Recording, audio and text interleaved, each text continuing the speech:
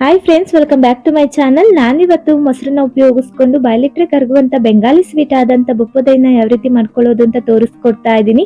ಈ ಸ್ವೀಟ್ ನ ನಾವು ಈಸಿಯಾಗಿ ಒಂದು 15-20 ನಿಮಿಷದಲ್ಲೇನೆ ಮಾಡ್ಕೊಂಡ್ ಬಿಡ್ಬೋದು. ಜಾಸ್ತಿ ಇಂಗ್ರೀಡಿಯೆಂಟ್ಸ್ ಗಳು ಬಳಸೋ ಅವಶ್ಯಕತೆ ಇಲ್ಲ. ಕಡಿಮೆ ಇಂಗ್ರೀಡಿಯೆಂಟ್ಸ್ ಗಳನ್ನ ಬಳಸ್ಕೊಂಡು ಈ ರೀತಿ ಸ್ವೀಟ್ ನ ನಾವು ಮಾಡ್ಕೊಬಹುದು. ಹಾಗಿದ್ರೆ ಬನ್ನಿ, ಈ ತರ ಸ್ವೀಟ್ ನ ಯಾವ ರೀತಿ ಮಾಡ್ಕೊಳ್ಳೋದು ಅನ್ನೋದನ್ನ ಇವತ್ತಿನ ಈ ವಿಡಿಯೋದಲ್ಲಿ ಒಂದ್ಸಲ ನೋಡ್ಕೊಂಡ್ ಬರೋಣ. ಮೊದಲಿಗೆ ನಾನಿಲ್ಲಿ ಒಂದು ಬೌಲ್ ಮೇಲ್ಗಡೆ ಈ ರೀತಿ ಒಂದು ಸ್ಟೇನರ್ ನ ಇಟ್ಕೊಂಡು ಅದ್ರ ಮೇಲ್ಗಡೆ ಈ ತರ ಒಂದು ಕ್ಲೀನ್ ಆಗಿರುವಂತ ವೈಟ್ ಕಾಟನ್ ಬಟ್ಟೆನ ಹಾಕೊಂತಾ ಇದ್ದೀನಿ. ನಂತರ ನಾನಿಲ್ಲಿ ಒಂದು ಅರ್ಧ ಲೀಟರ್ ಆಗುವಷ್ಟು ಮೊಸರನ್ನ ತಗೊಂಡಿದ್ದೀನಿ. ಈ ರೀತಿ ಸ್ವೀಟ್ ನ ಮಾಡ್ಕೊಬೇಕಿದ್ರೆ ಆದಷ್ಟು ಹುಳಿ ಇಲ್ದೇ ಇರೋ ಮೊಸರನ್ನ ತಗೊಳ್ಳಿ.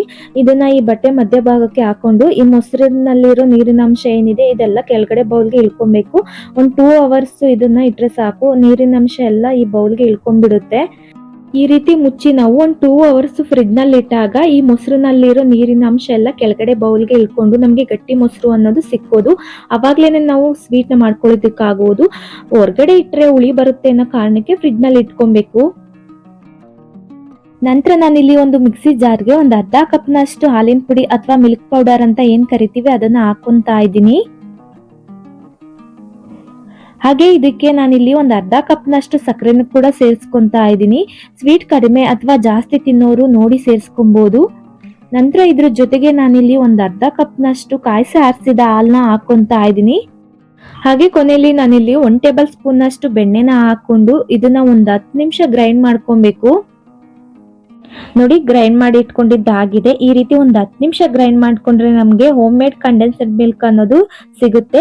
ಮಾರ್ಕೆಟ್ ನಲ್ಲಿ ತರೋ ಬದಲು ಈ ರೀತಿ ಮನೆಯಲ್ಲೇ ಹೋಮ್ ಮೇಡ್ ಕಂಡೆನ್ಸ್ ಮಿಲ್ಕ್ ನ ನಾವು ರೆಡಿ ಮಾಡ್ಕೊಬಹುದು. ಈ ರೀತಿ ಕಂಡೆನ್ಸ್ಡ್ ಮಿಲ್ಕ್ ನ ನಾವು ಆದಷ್ಟು ಸ್ವೀಟ್ ರೆಸಿಪಿಗಳಿಗೆ ಹಾಕೋದ್ರಿಂದ ಸ್ವೀಟ್ ಟೇಸ್ಟ್ ಅಂತೂ ತುಂಬಾನೇ ಚೆನ್ನಾಗಿ ಬರುತ್ತೆ. ನೋಡಿ ಎಷ್ಟು ಪರ್ಫೆಕ್ಟ್ ಆಗಿ ಮಾರ್ಕೆಟ್ ನಲ್ಲಿ ಸಿಗೋ ರೀತಿನೇ ಮನೆಯಲ್ಲೇ ಈ ರೀತಿ ಕಂಡೆನ್ಸ್ಡ್ ಮಿಲ್ಕ್ ನ ನಾವು ಮಾಡ್ಕೊಬಹುದು. ಇದಾಗಿದೆ, ಇದನ್ನ ಪಕ್ಕಕ್ಕಿಟ್ಟು ಫ್ರಿಡ್ಜ್ ನಲ್ಲಿರೋ ಮೊಸರನ್ನ ನಾನು ಹೊರಗಡೆ ತೆಗೆದಿಟ್ಟಿದ್ದೀನಿ. 2 ಅವರ್ಸ್ ಆಗಿದೆ. ನೋಡಿ, ಈ ಮೊಸರಲ್ಲಿರೋ ನೀರೆಲ್ಲ ಕೆಳಗಡೆ ಬೌಲ್ಗೆ ಇಳ್ಕೊಂಡು ಗಟ್ಟಿ ಮೊಸರು ಮಾತ್ರ ಉಳ್ಕೊಂಡಿದೆ. ಈ ರೀತಿ ಗಟ್ಟಿ ಮೊಸರಿಂದಾನೇ ನಾವು ಸ್ವೀಟ್ ಮಾಡ್ಕೊಳಕ್ ಆಗೋದು. ಈ ರೀತಿ ಗಟ್ಟಿ ಇರಬೇಕು ಮೊಸರು. ಹಾಗೆ ತೋರಿಸ್ತೀನಿ ನೋಡಿ, ಇದ್ರಲ್ಲಿರೋ ನೀರಿನ ಅಂಶ ಎಲ್ಲ ಕೆಳಗಡೆ ಬೌಲ್ಗೆ ಎಷ್ಟೊಂದು ಇಳ್ಕೊಂಡಿದೆ ಅಂತ. ಇಷ್ಟು ನೀರಿನ ಅಂಶ ಹೋಗಿ ನಮ್ಗೆ ಗಟ್ಟಿ ಮೊಸರು ಅನ್ನೋದು ಸಿಕ್ಕಿದೆ. ಇದನ್ನ ನಾನು ಇಲ್ಲಿ ಒಂದು ಬೌಲ್ಗೆ ಹಾಕೊಂತಾ ಇದ್ದೀನಿ. ಈ ಮೊಸರು ಏನಿದೆ ಇದನ್ನ ಒಂದು 10 ನಿಮಿಷ ಚೆನ್ನಾಗಿ ನಾವು ಬೀಟ್ ಮಾಡ್ಕೊಬೇಕು. ಇದು ಕ್ರೀಮಿ ಟೈಪ್ ಅಲ್ಲಿ ಬರ್ಬೇಕು ನಮ್ಗೆ. ಇದ್ರಲ್ಲಿ ಏನಾದ್ರು ಬಬಲ್ಸ್ ಇದ್ರೆ ಎಲ್ಲ ಹೋಗ್ಲಿ ಅಂತ ಈ ರೀತಿ ಒಂದು 10 ನಿಮಿಷ ಮಾಡ್ಕೊಂಡ್ರೆ ಸಾಕು. ಚೆನ್ನಾಗಿ ಮಾಡ್ಕೊಳ್ಳೋದ್ರಿಂದ ಸ್ವೀಟ್ ಅನ್ನೋದು ಕೂಡ ಚೆನ್ನಾಗಿ ಬರುತ್ತೆ. ನೋಡಿ, ಕ್ರೀಮಿಯಾಗಿ ಎಷ್ಟು ಚೆನ್ನಾಗಿ ಬಂದಿದೆ. ಈ ರೀತಿ ಒಂದು 10 ನಿಮಿಷ ಮಾಡ್ಕೊಂಡ್ರೆ ಸಾಕು. ನೋಡಿ, ಇಷ್ಟು ಮಾಡ್ಕೊಂಡ್ರೆ ಸಾಕು. ಇದಾದ ನಂತರ ಇದಕ್ಕೆ ನಾನು ಮೊದಲೇ ಮಾಡಿ ಇಟ್ಕೊಂಡಿರೋ ಕಂಡೆನ್ಸ್ಡ್ ಮಿಲ್ಕ್ ನ ಹಾಕೊಂತಾ ಇದ್ದೀನಿ. ನಾವ್ ಎಷ್ಟು ಮಾಡ್ಕೊಂಡಿದ್ವೋ ಎಲ್ಲಾನು ಹಾಕೊಂಡು ನಂತರ ಇದನ್ನು ಕೂಡ ಅಷ್ಟೇ ಚೆನ್ನಾಗಿ ಒಂದ್ಸಲ ಬೀಟ್ ಮಾಡ್ಕೊಬೇಕು. ಮೊಸರು ಮತ್ತೆ ಕಂಡೆನ್ಸ್ ಮಿಲ್ಕ್ ಚೆನ್ನಾಗಿ ಬೆರಿಬೇಕು. ಎರಡೂ ಕೂಡ ಚೆನ್ನಾಗಿ ಮಿಕ್ಸ್ ಆಗೋ ರೀತಿಲಿ ಈ ರೀತಿ ಬೀಟ್ ಮಾಡ್ಕೊಬೇಕು. ನೋಡಿ ಎಷ್ಟು ಚೆನ್ನಾಗಿ ಕ್ರೀಮಿ ಟೈಪ್ ಅಲ್ಲಿ ಬರ್ತಿದೆ ಅಂತ. ಈ ರೀತಿ ಮಿಕ್ಸ್ ಮಾಡ್ಕೊಂಡ್ರೆ ಸಾಕು. ಇದಾಗಿದೆ. ಕೊನೆಯಲ್ಲಿ ನಾನು ಇದಕ್ಕೆ ಒಂದು ಅರ್ಧ ಟೇಬಲ್ ಸ್ಪೂನ್ ಅಷ್ಟು ಏಲಕ್ಕಿ ಪುಡಿನ ಹಾಕೊಂತಾ ಇದ್ದೀನಿ. ಏಲಕ್ಕಿ ಪುಡಿ ಫ್ಲೇವರ್ಗೋಸ್ಕರ ಅಷ್ಟೇ, ಇದು ಆಪ್ಷನಲ್ಲು. ಬೇಕಿದ್ರೆ ಹಾಕೊಳ್ಳಿ, ಇಲ್ಲ ಅಂತಂದ್ರೆ ಸ್ಕಿಪ್ ಮಾಡ್ಕೊಂಡು ಹಾಗೆ ಕೂಡ ಮಾಡ್ಕೊಬಹುದು. ಹಾಕೋದ್ರಿಂದ ಒಂದು ಒಳ್ಳೆ ಫ್ಲೇವರ್ ಕೊಡುತ್ತೆ ಸ್ವೀಟ್ಗೆ. ಇದನ್ನೆಲ್ಲ ಮತ್ತೊಂದ್ಸಲ ಚೆನ್ನಾಗಿ ಬೀಟ್ ಮಾಡ್ಕೊಬೇಕು. ಈ ರೀತಿ ಎಲ್ಲಾನು ಚೆನ್ನಾಗಿ ಮಿಕ್ಸ್ ಮಾಡ್ಕೊಂಡು ಇಟ್ಕೊಂಡಾದ ನಂತರ ನಾನು ಇದನ್ನ ಒಂದು ಪ್ಲೇಟ್ಗೆ ಹಾಕೊಂತಾ ಇದ್ದೀನಿ. ಈ ಪ್ಲೇಟ್ಗೆ ಎಣ್ಣೆ ತುಪ್ಪ ಹಚ್ಚೋದೇನ್ ಬೇಡ, ಹಾಗೆ ಡೈರೆಕ್ಟ್ ಆಗಿ ಹಾಕೊಬಹುದು. ನೀವು ಬೇಕಿದ್ರೆ ಕೇಕ್ ಮೌಲ್ಡ್ ಅಥವಾ ಯಾವುದೇ ರೀತಿ ಬೌಲ್ಗೂ ಕೂಡ ಹಾಕೊಂಡು ಮಾಡ್ಕೊಬಹುದು. ನಾನು ಈ ತರ ಪ್ಲೇಟ್ಗೆ ಹಾಕೊಂಡು ಇದ್ರಲ್ಲಿ ಏನಾದ್ರು ಬಬಲ್ಸ್ ಇದ್ರೆ ಹೋಗ್ಲಿ ಅಂತ ಈ ತರ ಒಂದ್ಸಲ ಟ್ಯಾಪ್ ಮಾಡಿ ಇಟ್ಕೊಂತಾ ಇದ್ದೀನಿ. ನಂತರ ಇದ್ರ ಮೇಲ್ಗಡೆ ನಾನಿಲ್ಲಿ ಸ್ವಲ್ಪ ಪಿಸ್ತಾ ಹಾಗೂ ಬಾದಾಮ್ನ ಈ ರೀತಿ ಕಟ್ ಮಾಡ್ಕೊಂಡು ಹಾಕೊಂತಾ ಇದ್ದೀನಿ. ಇದು ಆಪ್ಷನಲ್ಲು, ಬೇಕಿದ್ರೆ ಹಾಕೊಳ್ಳಿಲ್ಲ ಅಂತಂದ್ರೆ ಸ್ಕಿಪ್ ಮಾಡ್ಕೊಂಡು ಹಾಗೆ ಕೂಡ ಮಾಡ್ಕೊಬಹುದು. ಈ ರೀತಿ ಪಿಸ್ತಾ ಮತ್ತು ಬಾದಾಮ್ನ ಹಾಕೋದ್ರಿಂದ ಸ್ವೀಟ್ ನೋಡ್ಲಿಕ್ಕೂ ಕೂಡ ತುಂಬಾನೇ ಚೆನ್ನಾಗಿ ಕಾಣಿಸುತ್ತೆ.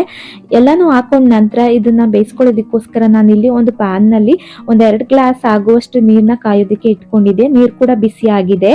ನಂತರ ಇದ್ರ ಮಧ್ಯೆ ಈ ರೀತಿ ಒಂದು ಸ್ಟ್ಯಾಂಡ್ ನ ಇಟ್ಕೊಂತಾ ಇದ್ದೀನಿ.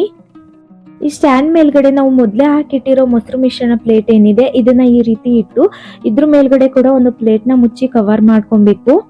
ಈ ರೀತಿ ಕವರ್ ಮಾಡ್ಕೊಂಡಿದ್ದಾದ ನಂತರ ನಾವು ಒಂದು ಲಿಡ್ ನ ಕ್ಲೋಸ್ ಮಾಡಿ ಒಂದು 15 ನಿಮಿಷ ಲೋ ಫ್ಲೇಮ್ ನಲ್ಲೇ ಇಟ್ಕೊಂಡು ಬೇಯಿಸ್ಕೊಬೇಕು. ಇದನ್ನ ಈ ತರ ಲೋ ಫ್ಲೇಮ್ ನಲ್ಲಿ ಇಟ್ಟು ಬೇಯಿಸ್ಕೊಳ್ಳೋದ್ರಿಂದ ಸ್ವೀಟ್ ಕೂಡ ಚೆನ್ನಾಗಿ ಬರುತ್ತೆ, ಚೆನ್ನಾಗಿ ಬೇಯ್ಕೊಳ್ಳುತ್ತೆ. ಈಗ ಒಂದು 15 ನಿಮಿಷ ಆಗಿದೆ. ನೋಡೋಣ ಇರಿ ಸ್ವೀಟ್ ಅನ್ನೋದು ಎಷ್ಟು ಚೆನ್ನಾಗಿ ಬೆಂದಿದೆ ಅಂತ. ಸ್ವೀಟ್ ಬೆಂದಿದ್ಯಾ ಇಲ್ವಾ ಅಂತ ತಿಳ್ಕೊಳ್ಳೋದಕ್ಕೋಸ್ಕರ ಈ ರೀತಿ ಒಂದು ಚಾಕುನ ಹಾಕಿ ನೋಡಿದ್ರೆ ಗೊತ್ತಾಗುತ್ತೆ ಬೆಂದಿದ್ಯಾ ಇಲ್ವಾ ಅಂತ. ನೋಡಿ ಈ ರೀತಿ ಚಾಕುಗೆ ಅಂಟಿಲ್ಲ ಅಂತಂದ್ರೆ ಚೆನ್ನಾಗಿ ಬೆಂದಿದೆ ಅಂತ ಅರ್ಥ. ಇದನ್ನ ತೆಗೆದು ನಾವು ತಣ್ಣಗಾಕಕ್ ಬಿಡ್ಬೇಕು. ಚಾಕುಗೆ ಸ್ವಲ್ಪ ಸ್ವಲ್ಪ ಅಂಟಿದೆ ಅಂತಂದ್ರೆ ಮತ್ತೆ ಮುಚ್ಚಿ ಒಂದ್ 5 ನಿಮಿಷ ಲೋ ಫ್ಲೇಮ್ ನಲ್ಲಿ ಬೇಯಿಸಿ ತೆಗೆದಿಟ್ಕೊಂಡ್ರೆ ಆಯ್ತು. ಈ ರೀತಿ ಸ್ವೀಟ್ ನಾವು ಒಂದ್ ಅರ್ಧ ಗಂಟೆ ಫ್ರಿಜ್ ನಲ್ಲಿ ಇಟ್ಟು ತಣ್ಣಗ್ ಮಾಡ್ಕೊಂಡ್ ಆದ ನಂತರ ನೋಡಿ ಕೈಗೂ ಕೂಡ ಅಂಟಿಲ್ಲ. ಈಗ ಇದನ್ನ ಕಟ್ ಮಾಡಿ ತೋರಿಸ್ತೀನಿ ಸ್ವೀಟ್ ಹೇಗ್ ಬಂದಿದೆ ಅಂತ. ನಿಮ್ಗೆ ಯಾವ ಶೇಪಿಗೆ ಬೇಕು ನೀವು ನೋಡ್ಕೊಂಡು ಕಟ್ ಮಾಡ್ಕೊಂಡು ತಿನ್ಬೋದು. ನಾನು ಈ ರೀತಿ ಕಟ್ ಮಾಡ್ಕೊಂತಾ ಇದ್ದೀನಿ. ತುಂಬಾ ಕಡಿಮೆ ಇಂಗ್ರೀಡಿಯೆಂಟ್ಸ್ ಗಳನ್ನ ಬಳಸ್ಕೊಂಡು ಈ ರೀತಿ ಬೆಂಗಾಲಿ ಸ್ವೀಟ್ ಆದಂತ ಬೊಪ್ಪದೋಯ್ನ ಮನೆಯಲ್ಲೇ ಈಸಿಯಾಗಿ ಮಾಡ್ಕೊಂಡ್ ಬಿಡ್ಬೋದು ಒಂದ್ 15-20 ನಿಮಿಷದಲ್ಲೇ.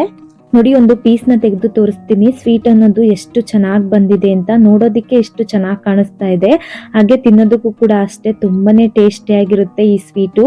ಒಂದ್ಸಲ ಆದ್ರೂ ಈ ಸ್ವೀಟ್ ನ ಮನೆಯಲ್ಲಿ ಟ್ರೈ ಮಾಡಿ ನೋಡಿ, ತುಂಬಾನೇ ಚೆನ್ನಾಗಿ ಬರುತ್ತೆ. ಈ ರೀತಿ ಸ್ವೀಟ್ ನಮ್ಮ ಮಕ್ಳಿಗೆ ಮಾಡ್ಕೊಟ್ರೆ ಸ್ವಲ್ಪನೂ ಬಿಡದಂತೆ ಖಾಲಿ ಮಾಡೋದಂತೂ ಗ್ಯಾರಂಟಿ. ಹಾಗಿದ್ರೆ ಇವತ್ತಿನ ಈ ರೆಸಿಪಿ ವಿಡಿಯೋ ನಿಮ್ಮೆಲ್ರಿಗೂ ಇಷ್ಟ ಆಗಿದೆ ಅಂತ ಅನ್ಕೊಂಡಿದೀನಿ. ಇಷ್ಟ ಆಗಿದ್ರೆ ಹಾಗೆ ಒಂದು ಲೈಕ್ ಕೊಟ್ಟು ನಿಮ್ಮ ಅನಿಸಿಕೆ ಅಭಿಪ್ರಾಯಗಳನ್ನ ಕಮೆಂಟ್ ಮೂಲಕ ತಿಳಿಸೋದನ್ನ ಮರಿಬೇಡಿ. ಹಾಗೆ ಈ ವಿಡಿಯೋ ಇಷ್ಟ ಆದ್ರೆ ನಿಮ್ಮ ಫ್ಯಾಮಿಲಿ ಫ್ರೆಂಡ್ಸ್ಗೂ ಕೂಡ ಶೇರ್ ಮಾಡಿ. ಹಾಗೆ ಇನ್ನ ಯಾರೆಲ್ಲ ನಮ್ಮ ಚಾನೆಲ್ನ ಸಬ್ಸ್ಕ್ರೈಬ್ ಮಾಡ್ಕೊಳ್ದೆ ನೋಡ್ತಾ ಇದ್ರಾ ಪ್ಲೀಸ್ ಸಬ್ಸ್ಕ್ರೈಬ್ ಮಾಡ್ಕೊಳ್ಳಿ ಅಂತ ಹೇಳ್ತಾ ಸಿಗೋಣ ಮತ್ತೆ ಇದೇ ರೀತಿ ಇನ್ನೊಂದು ಡಿಫ್ರೆಂಟ್ ರೆಸಿಪಿ ಜೊತೆ ಅಂತ ಹೇಳ್ತಾ ಥ್ಯಾಂಕ್ಸ್ ಫಾರ್ ದ ವಾಚಿಂಗ್.